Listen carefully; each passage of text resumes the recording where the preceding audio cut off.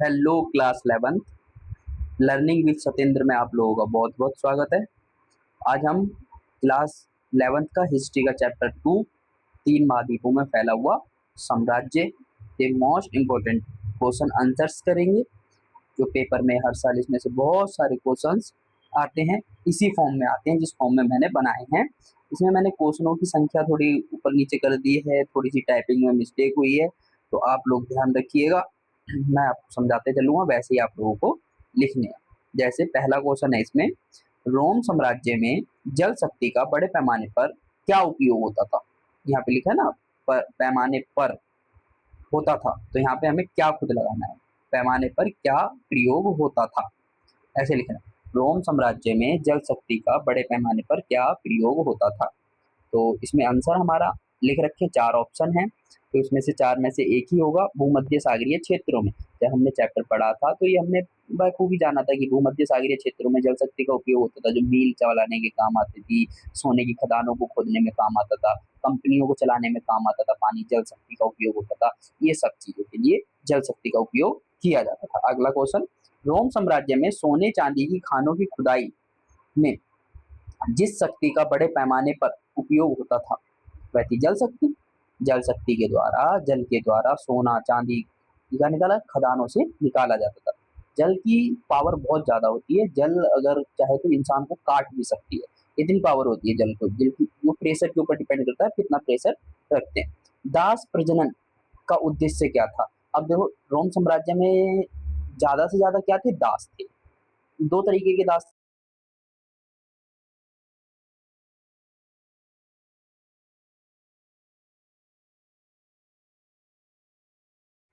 दास प्रजनन।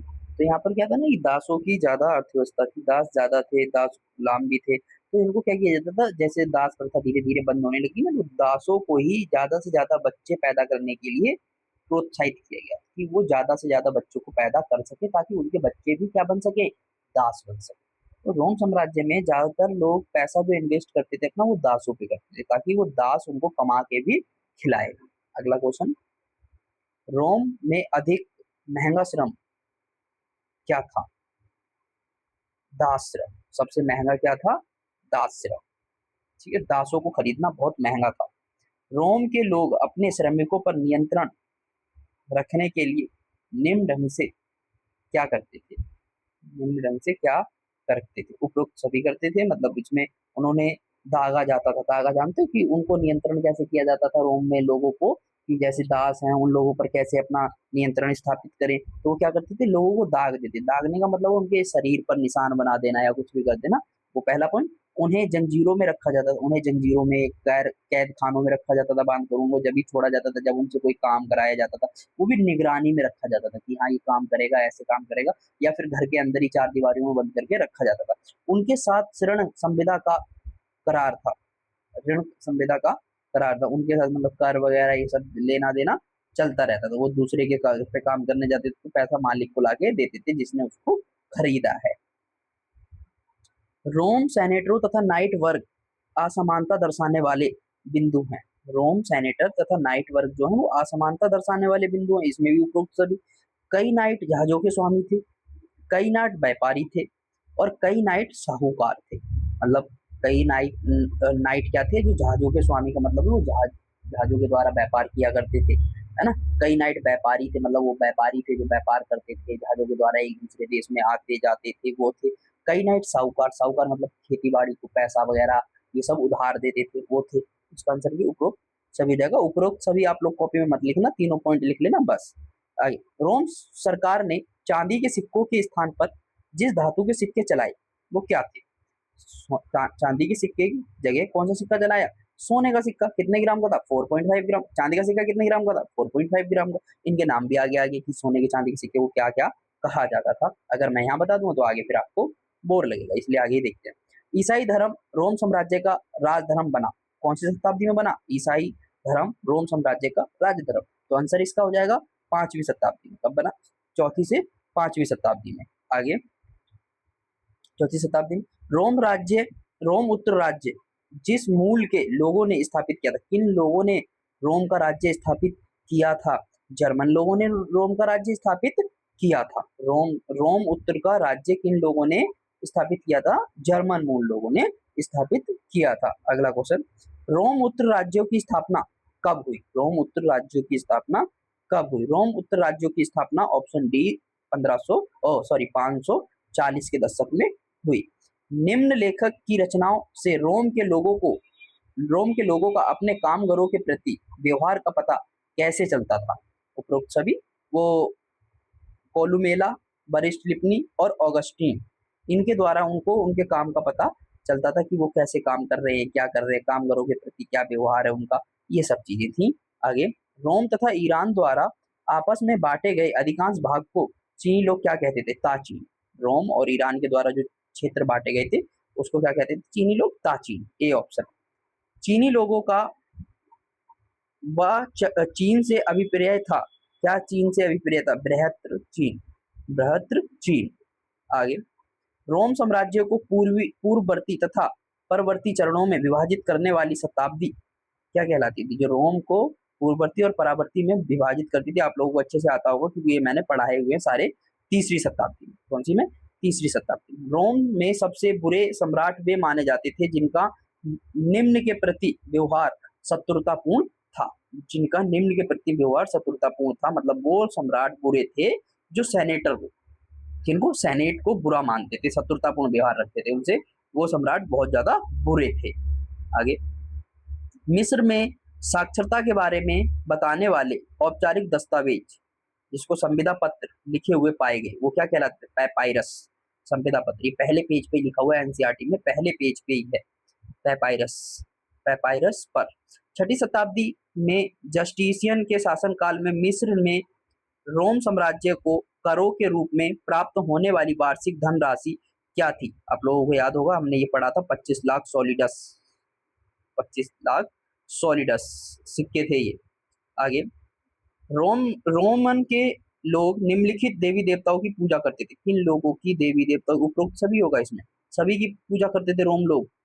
ठीक है, जुपिटर, जेनियो और मिनर्वा, ठीक है, इन सभी लोगों की पूजा करते थे। रोमन लोग का पूज्य देवी देवता नहीं था। कौन सा पूज्य देवी?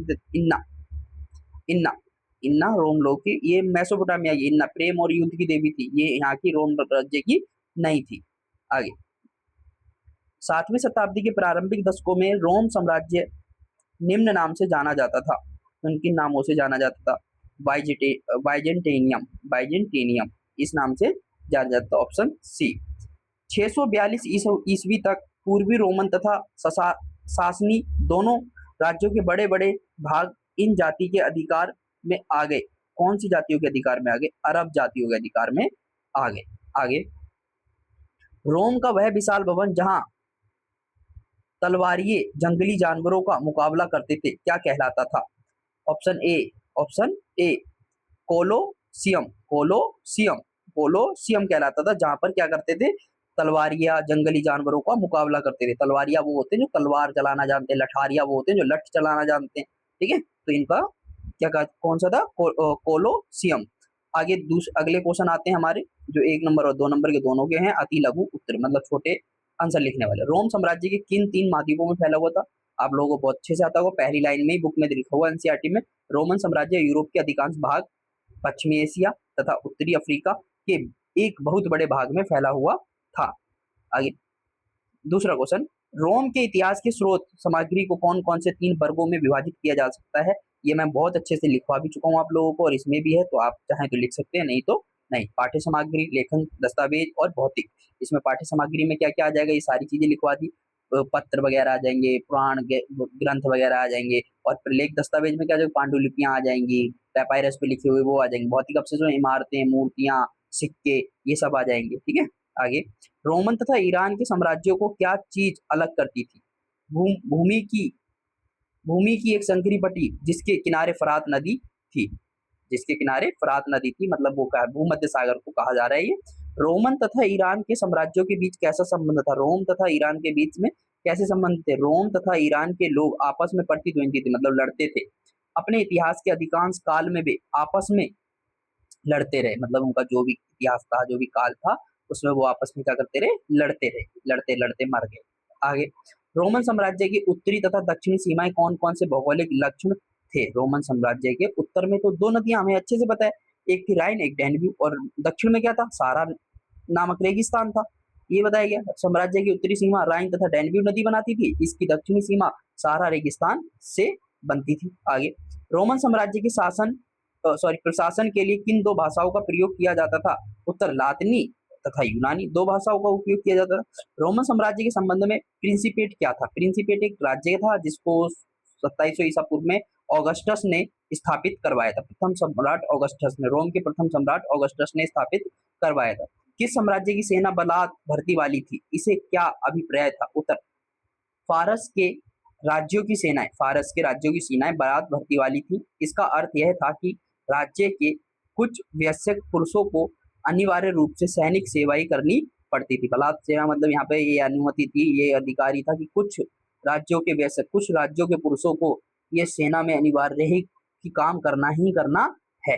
रोमन साम्राज्य की सेना की कोई दो विशेषताएं। रोमन की सेना एक व्यावसायिक सेना थी, मतलब इनको पैसा मिलता था, जिसमें प्रत्येक को वेतन दिया जाता था। दूसरा, प्रत्येक सैनिक को कम से कम 25 वर्ष तक काम करना पड़ता था।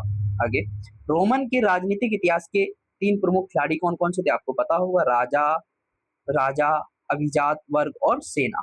राजा, अभिजात वर्ग और सेना, सेनेट भी कहते हैं उसको, अभिजात को ही कहते हैं सेनेट। रोम के सेनेट की सदस्यता का आधार क्या था? रोम में सेनेट की सदस्यता का आधार था धन तथा पद प्रतिष्ठा थी। धन था इनके पास, पद प्रतिष्ठा थी, मतलब बड़े माने जाते थे ये। रोम के सम्राट ऑगस्टस का शासनकाल किस बात के लिए जाना जाता है और क्यों? उत्तर, रोम के सम्राट ऑगस्टस का शासनकाल शांति के लिए जाना जाता है। इसका कारण यह था कि राज्य में यह शांति लंबे आंतरिक संघर्ष तथा सैनिक विवादों के बाद आई थी। ऑगस्टस के काल को रोम के इतिहास में स्वर्ण युग क्यों कहा जाता है? इसका आंसर देख लेते हैं, क्या है स्वर्ण युग क्यों कहा जाता है? ऑगस्टस का शासनकाल शांति के लिए माना जाता था, ये पहला पॉइंट। दूसरा पॉइंट, इससे पूर्व रोम लंबे समय तक संघर्षों तथा युद्धि में उलझा रहा था। तीसरा पॉइंट, देश में शांति की स्थापना से व्यापार में वृद्धि हुई और देश में और अधिक समृद्धि आई। चौथा पॉइंट, रोम साम्राज्य सैनिक दृष्टि से भी बहुत मजबूत था। इन्हीं बातों को देखते हुए ऑगस्टस का काल को रोम साम्राज्य स्वर्ण वर्ग युग कहा जाता है। दिनारियस क्या था? हेरोड के राज्य से रोम को कितने दिनारियस की आय होती थी, मतलब कमाई होती थी? दिनारियस रोम का एक चांदी का सिक्का था। दिनारियस चांदी का सिक्का था, और सोने का सिक्का कौन सा था? सॉलिडस। दिनारियस जो था वो चांदी का था और सॉलिडियस सोने का था, सिक्का था, जिसमें लगभग 4.5 ग्राम शुद्ध चांदी होती थी। हेरोड के राज्य से रोम के प्रति वर्ष 54 लाख दिनारियस की आय होती थी। 54 लाख रुपए वो कहां से कमाता था? हेरोड के राज्य से कमाता था। कौन? रोम साम्राज्य, प्रति साल। आगे, 54 लाख दिनारियस। आगे, रोम की साम्राज्यिक प्रणाली में बड़े बड़े शहरों का क्या महत्व था? रोम के 3 सबसे बड़े शहरों के नाम बताओ। उत्तर, बड़े बड़े शहर रोम की साम्राज्यिक प्रणाली के मूल आधार थे। इन्हीं शहरों के माध्यम से सरकार ग्रामीण क्षेत्रों पर कर लगाती थी और वसूल करती थी। रोम के 3 बड़े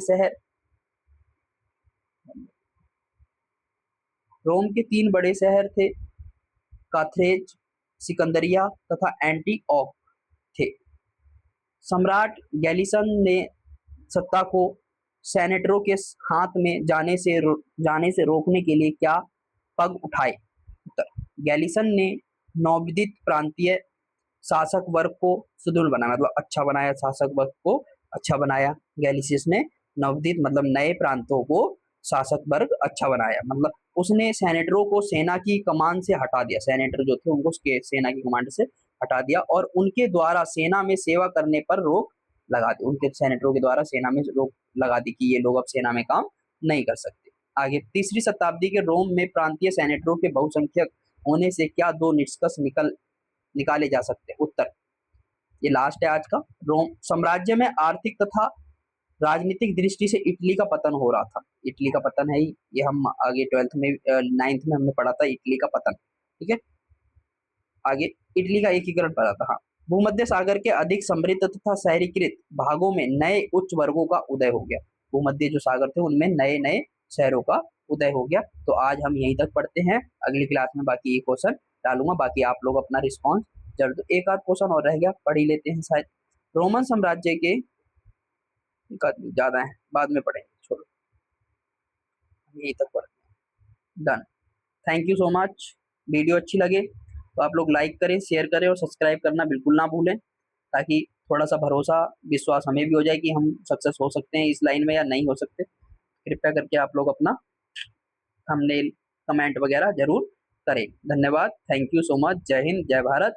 पढ़ते रहिए, आगे बढ़ते रहिए लर्निंग विद सतेंद्र के साथ।